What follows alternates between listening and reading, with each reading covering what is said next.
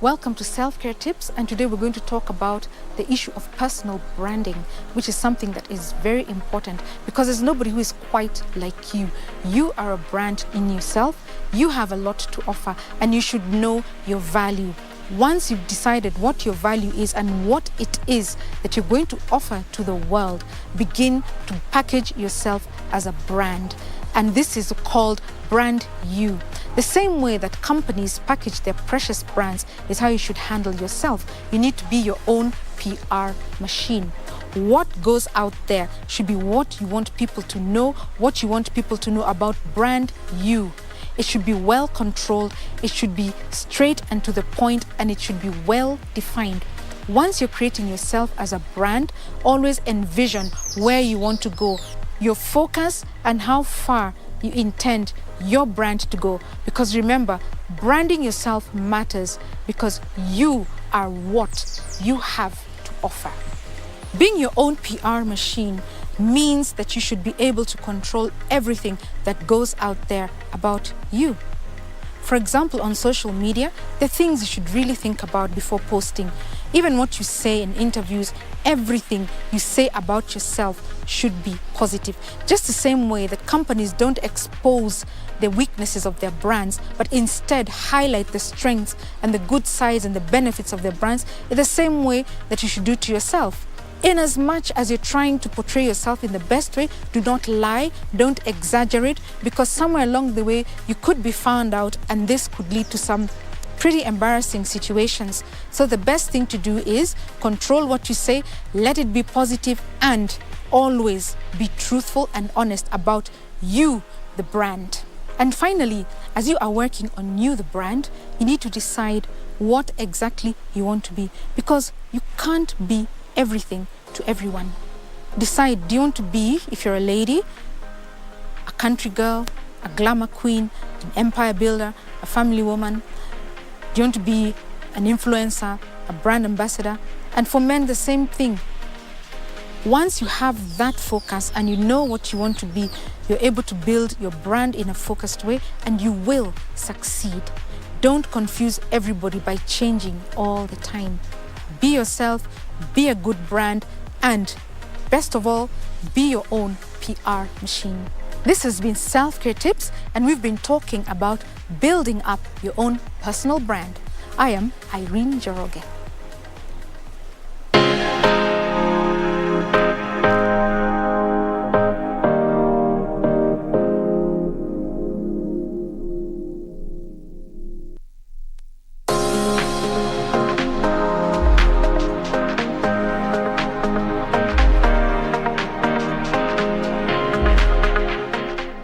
With over 2.4 million operators and a network that covers the entire nation, the Boda subsector has revolutionized transport experience in Kenya.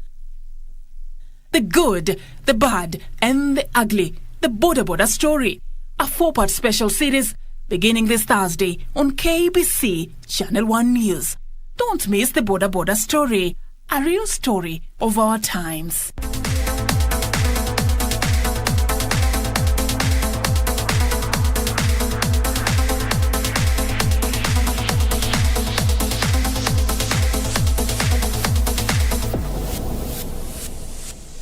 My name is Hedna Cheptok. Nakimbia 3,000 meters. Naomba Wakenya atutazame KBC Channel 1. Thank you.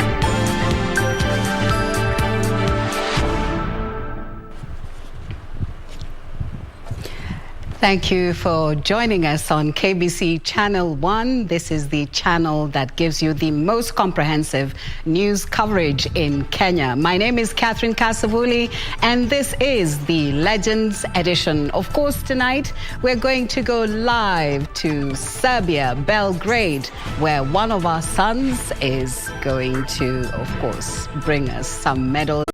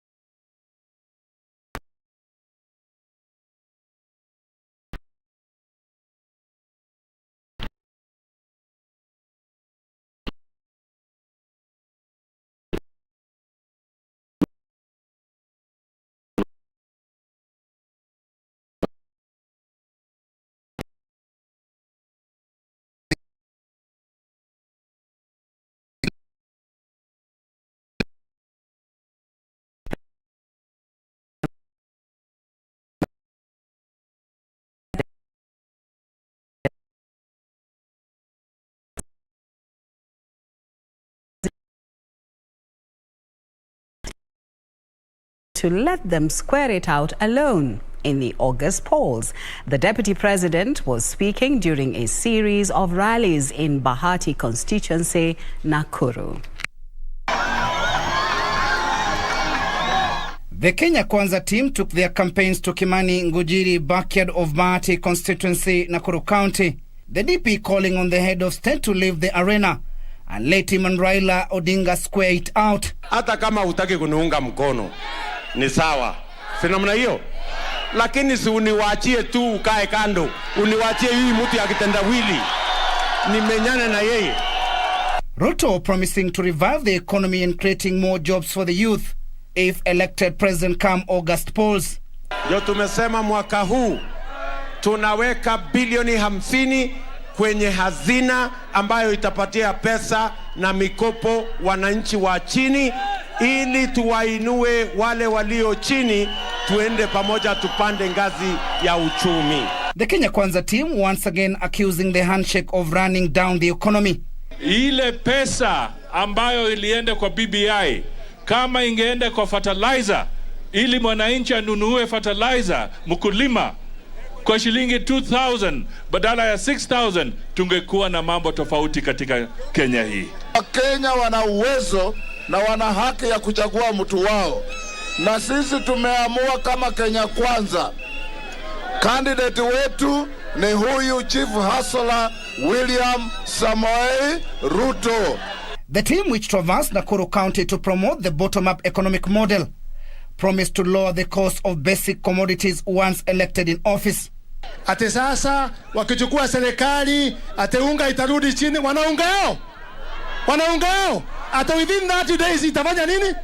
Mimi nauliza hivi, ile mambo wangefanya wakichaguliwa, si wako kwa serikali saa hii, si wafanye saa hii? Sisi watu ya Mount Kenya, sisi watu wa Western na Nyanza, Northeastern na Coast na Nairobi na Rift Valley, tumesema rais wa Jamhuri ya Kenya wa 5 ni William Samoei. Akasimama na Uhuru 2013 tukamunyorosha. Akasimama 2017 tukamunyorosha. Watu ya Dodori, nyinyi ni watu mko na network. Nyinyi mkipima, mkiweka kafiro msuri na darubini, huyu mtu ya kitendawili anawezana na hiyo hasara.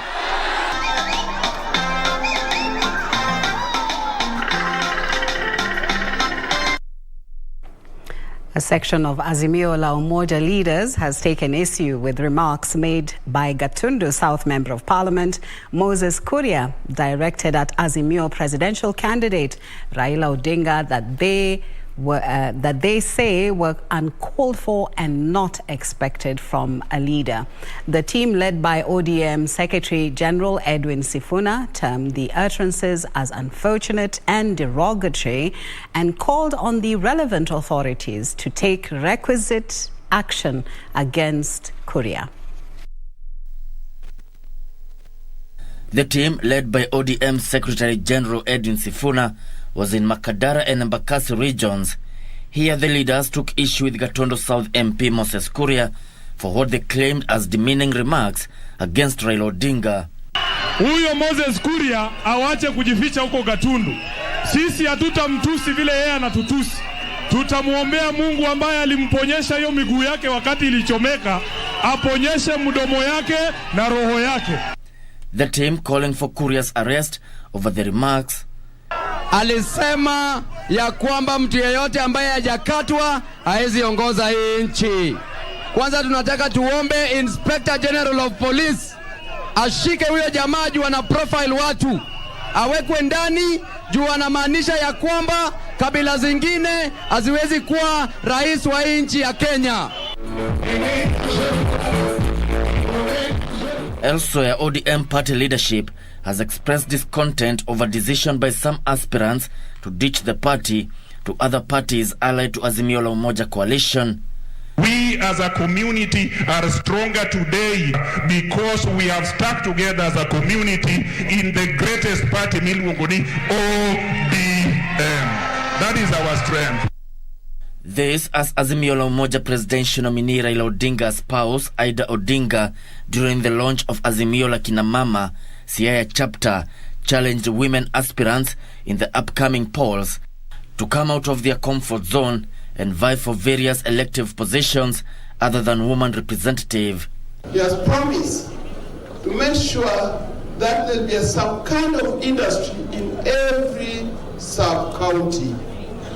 Those industries will employ the young men and girls, young men and women who don't have jobs. Boda is the only presidential candidate with an agenda that we can say is progressive and transformative. In Narok County, conservation of Masai Mau and Loita Forest took center stage in the Azimio la Umoja campaigns, with leaders vowing to stop the planned construction of a road through the Loita Forest. The team that is led by Mheshimiwa Olentutu is a major threat to the environmental resources of Kenya and Tanzania. Hii jamii ya Masai imesema hakuna mtu atarudi Mau. Kwa hiyo ile mtu unamweka kwa governor atarudisha watu Mau, hawatawahi kuingia, na tumesema kama ni maisha yetu itaenda, wacha iende sababu hakuna mtu atarudi Mau. Gishoke Washira, Legends Edition.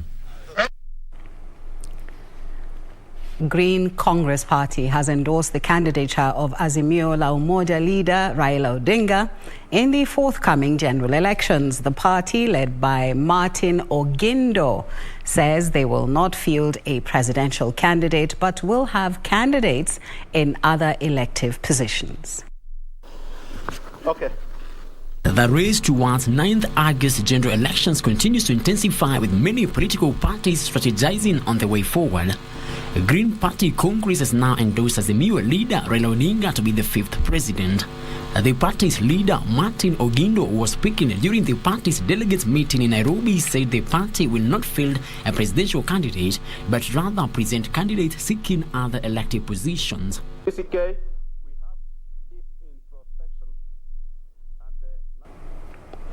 Well, as we had told you a little earlier on in this bulletin, that we will be joining our athletes in Belgrade. So we now go over to Belgrade.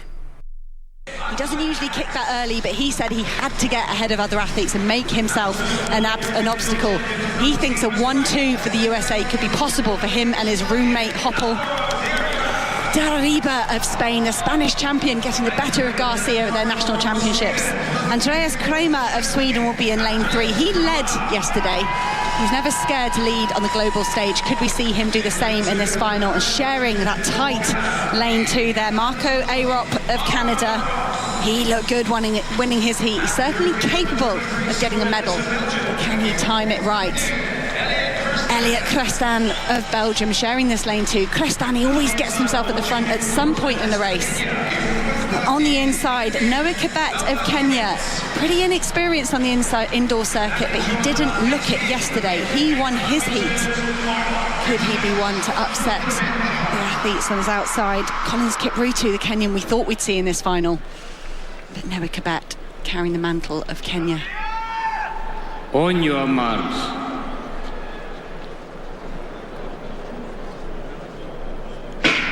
See them wobbling in their lanes here. Darriba barging his way past Isaiah Harris. There really is only space for one man to run in each of these lanes. Marco Arup has gone off really fast. He's good over 400. He knows how to lead these races. He's got himself out of trouble.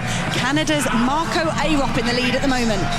I was watching him closely. If there's anybody you don't want to be sharing a lane with, it's Marcus Arup. He's an absolute man mountain. He's gone to the front really well here.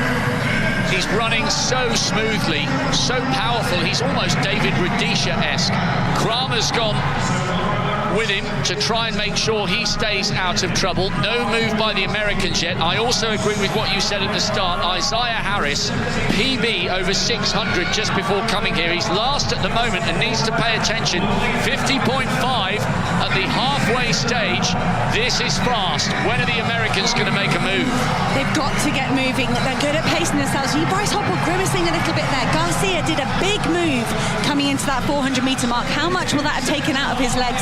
He eases past the tall Kramer of Sweden, though, and it is still Marco Arup of Canada.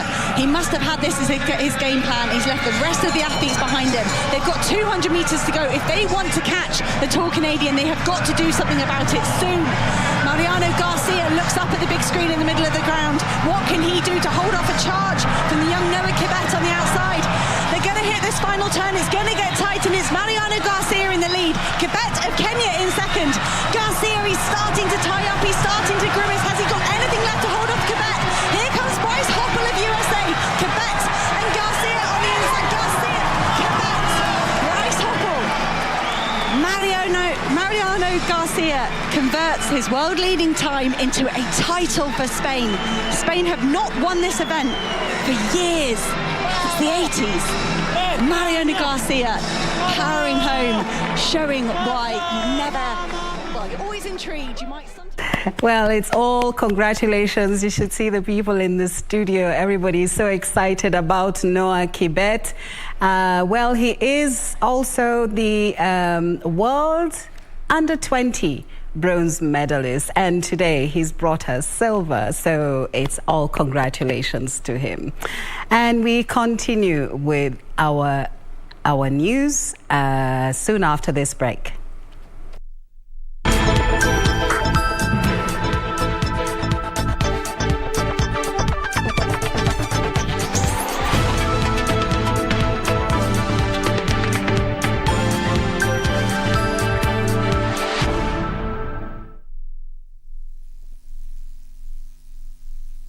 Ili kupata huo ni upendo, kama sikiza tune kwenye simu yako, bonyeza *811 *817#. Sio lazima uwe na hela nyingi ama uwe tajiri mkubwa, uwe na fedha nyingi ndio uweze kumsaidia mtu. Hapana, kidogo utakachopata ama kidogo ulichonacho, mgawie. Mfanye mwingine pia afurahie. Umpatie tabasamu. Kupata huo ni upendo, kama sikiza tune, bonyeza *811 *817#. *811 *817#. Do you have a news story to share with KBC? Get in touch swiftly on email news@kbc.co.ke or call 0723 892 654 or 0734 780 124.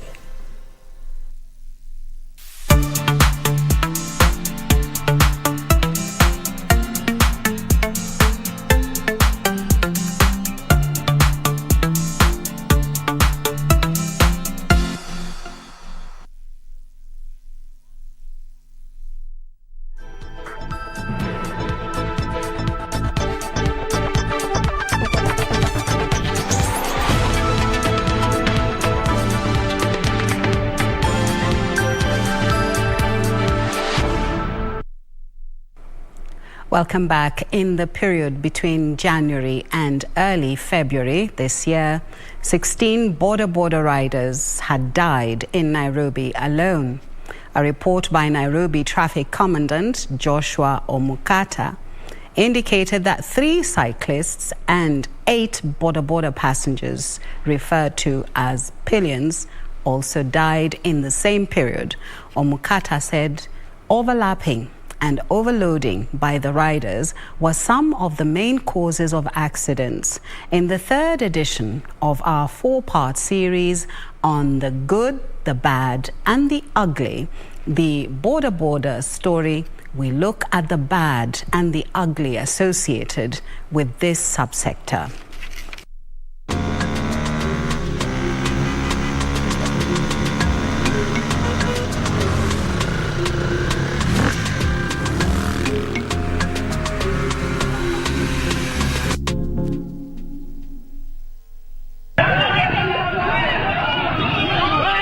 The bad and the ugly of the border transport subsector, undoubtedly a multi-billion shillings industry, but its fast-paced growth is arguably on a treadmill as the negatives associated with this subsector continue to constantly water down the gains. At the Kenyatta National and Referral Hospital, the wards are overstretched. The number of accidents have kept increasing upwards. And then if you look at in terms of the percentages of the various injuries, you realize that previously the number of accidents were more from motor vehicles only, but then from the year around 2008, 2007, in fact it started clearly from around 2006, the number of patients who are being injured by motorcycle accidents kept increasing exponentially. The same situation is replicated across the country. And in terms of the injuries sustained, you see some of them, especially from motorcycle accidents, you find that the patients tend to get multiple injuries. That is affecting many systems. They have head injuries, they have chest injuries, they have abdomen injuries, but then the big bulk of the patients will have fractures of the bones of the legs, or the thigh, or even the forearm and the hands. So the problem is not only in Kenyatta. You realize the problem is also spread all over to the counties. And obviously when the counties are not able to handle, and especially when you have very serious patients who need ICU care, and some of them are referred to Kenyatta. So the problem is basically countrywide, and it's as if we have not, the numbers have kept increasing with time. So every year you find that the numbers are increasing and the burden of disease is increasing exponentially. Bernard Musembe's leg just got amputated at the age of 41. He was riding on a boda when it was involved in an accident that claimed the life of the rider. Wakiniambia watafungua tarehe 25. Sasa hapo ni pesa. School fees na mimi ndio nategemewa, niko hapo kwa kitanda. Whenever 26-year-old Kennedy Mwangi stares at the ceiling of this hospital ward, his mind gets tortured. Mwangi is a rider. He too knows just too well the dangers associated with this subsector. Niliweza kupata ajali pale Thika Road karibu na Madhare, ambapo niliweza kuhit gari nyuma ambayo ilikuwa imeegeshwa kwa barabara ikiweka customer ambapo ni highway na hakukuwa na stage. Niliweza kuvunjika mguu ya left ambapo nilipata accident. Nikavunjika kwa thigh na chini ya magoti kidogo pia niliumia. The story of the bad And the ugly side of the Boda subsector is sad and expensive. According to the National Transport and Safety Authority, motorcycle fatalities increased by 28% in the period between 2018 and 2019 compared to other categories of road users on Kenyan roads. It takes much more than the cost of a Boda to treat its owner or rider following an accident warranting an admission. Burden is very high. It's very high. Now, look at it this way. If you look at a patient who say maybe who has a minimal injury, maybe has broken only one bone, and he maybe need only one operation to be sorted out. If you look at it, when the patient comes in, the average costs, if you look at the average cost in terms of fixing that one bone and going to theatre, nursing care for maybe a week or something like that, that may go to maybe around 150,000. But that we're talking about in Kenyatta National Hospital, which is funded by the government. If that only go in terms of costs in a private hospital, in a proper cost of that management, the cost would go to almost 200,000 or 250,000. Now, if you look at it and compare it even with the cost of the motorcycle the guy was riding, the motorcycle is maybe 100,000. So in other words, the cost of treating that bone is almost double. Deformities attributed to motorcycle accidents are abound across the country. Simon Radoli knows this too well, having moved from one hospital to another, seeking to walk again, something most take for granted. Nikiwa kwa barabara, ndipo nilishtukia tu kwa mshangao, nimegongwa na kitu na niko chini, nimelala. Kuangalia kando niliona trailer ikikuja. Sikujua ati nimeumia. Sasa mimi nililala pale chini, kujaribu kuamuka na anguka. Nikajaribu mara ya kwanza, ya pili, ya tatu nikaanguka. Ndio nikaita rafiki yangu yule alikuwa pale karibu, aje anisaidie kufuruta mguu. Wakati aligusa mguu, ndio nilisikia uchungu mkali sana. Nikajua kweli nimeumia. Lakini katika hiyo harakati ya kuamusha, kuanguka, mtu wa pikipiki alipotea. Sikumuona tena. Sasa ikawa ni mtu ya matatu anisaidia anipeleke kwa the nearest dispensary. Wakati nilifunjika mara 3, ikaenda kombo. Sasa hii mguu imekuwa fupi na 2 inches.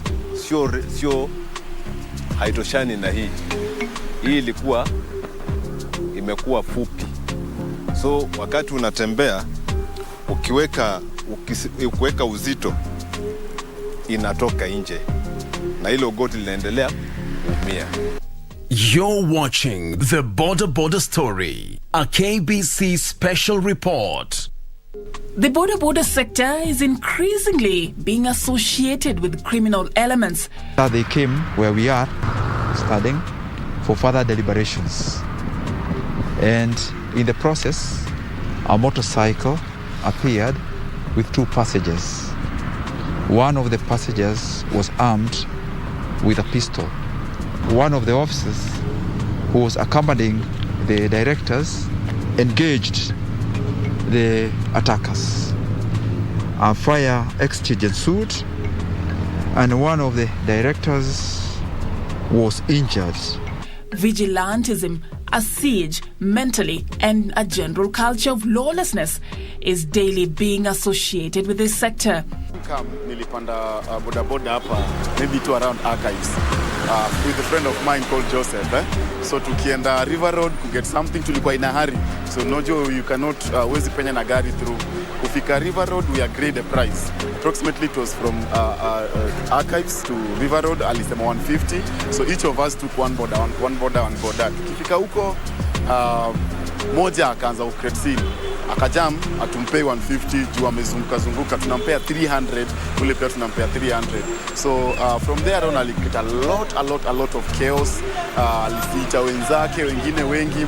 And since unajua, sisi ni watu wenye pia tulikuwa like sharply dressed, na tutaki any commotion, it forced us. Because walikuwa na threaten, if in any case hatujawapea 300 each, we will even be killed there. Some of us tutanyang'anywa nini and all that. The subsector is associated with a high rate of school dropout in some parts of the country, drug abuse, cases of schoolgirls being impregnated, and defilement. Boda inatokana na utoto na ujinga ya watoto, kwa sababu wengi sana ni watoto. wanafanya kazi wakikunywa pombe. Sio watu ambao wanachukua hiyo kazi kama ni kazi ambayo inaweza kuwalishia familia ama inaweza kuwasaidia kwa njia nyingine. Ni ulevi ndio inafanya hao watoto wanaangusha mapikipiki zaidi. Yeah.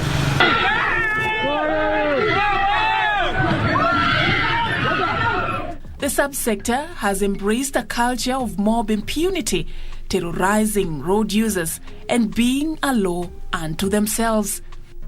The many wonderful young men, and in some cases women, who ride these motorbikes and do great service to this country. But friends, that is not a license for you and your motorbike to harass pedestrians by driving on pedestrian walkways and chasing them back off onto the road. It's not a license that allows for a boda to be used to do drive-by shootings or to break vehicles' windows and harass motorists along the road. And most definitely, it is not a license for you to strip and remove dignity from our women. No. Political interference at all levels, especially in the period prior, during, and immediately after an election, is seen as a leading contributor of the culture of lawlessness and increase of boda-linked criminal activity. Unakuja munadanganywa ati boda serikali haitaki. Sisi hatuna shida na mfanyabiashara wa haki. Tupange mikakati ya vile kazi itafanywa, tufuate sheria, tuheshimu wakina mama wetu, wewe upate pesa yako, kila mtu afurahie. This strange political phenomenon that I'm not able to understand. And we are driving our country down the drain, sisi wenyewe. Where people go, they bribe these boda riders around, they get crowds of them, a swarm of them, you know, they block roads, or they carry them in an effort to show how popular they are, you know, this cheap populism. Against the backdrop of the myriad of problems associated with the boda industry, the government has stepped up efforts to regulate the operations of this key transport subsector.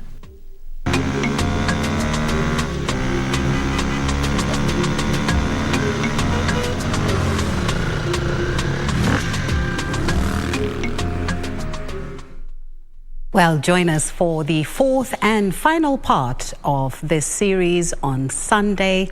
We shall be looking at the reforms being spearheaded by the government and other stakeholders to make the boda subsector viable. And of course, you know that we have the games indoor games in Serbia, in Belgrade. And of course, Kenya is heavily represented. Our son, Ferdinand Omanyala, is just about to go into the arena. We have just seen Noah Kibet clinch the second position in the 800 meters. So, ladies and gentlemen, unfortunately, we have to give way to this to these games. So we wind up the bulletin. My name is Kasavuli. Enjoy the rest of your viewing, and KBC is the channel to be at. Good night.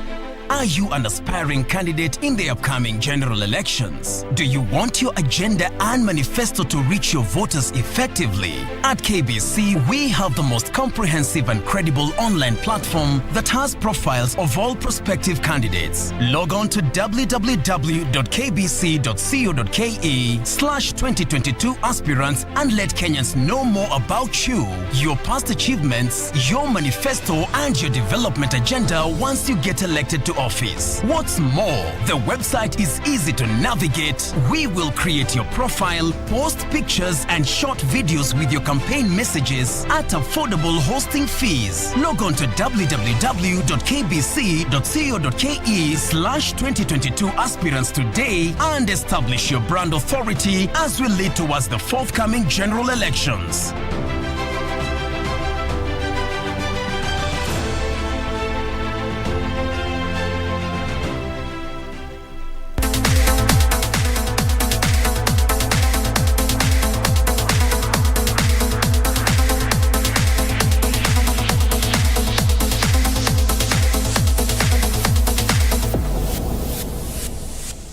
This is Janet Yepkosgei. I'm asking the Kenyans to keep praying for our team. We are going to Serbia, Belgrade for World Indoor Championship. I ask the Kenyans to pray for us and to watch us in KBC Channel 1.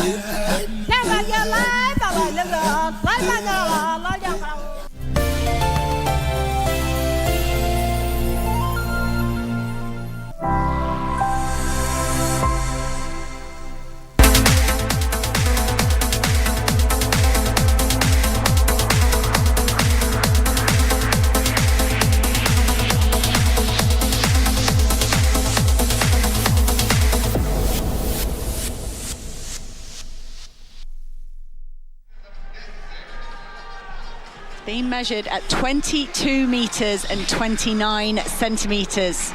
Tom Walsh in the gold medal position at the moment. But here comes the big man. Ryan Krauser, look at that personal best, 23.37. World indoor record is 22 metres 82. So coming to move for our final athletes looking to stay in the pole competition of 4 metres 70.